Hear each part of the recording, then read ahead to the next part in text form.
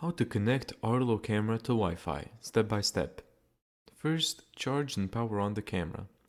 Then install the Arlo app on your phone. Sign in or create an Arlo account.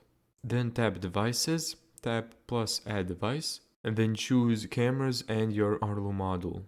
Press and hold the sync or reset button until the LED starts blinking blue. This means the camera is ready to connect.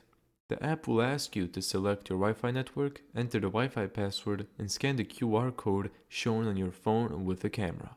Hold the phone about 10 to 20 centimeters away from the camera lens. When successful, the camera chimes or the LED flashes. If the camera won't connect, try using a 2.4 GHz Wi-Fi network. Thank you so much for watching this video. If you found this tutorial helpful, make sure to give it a thumbs up and subscribe. And as always, see you in the next video.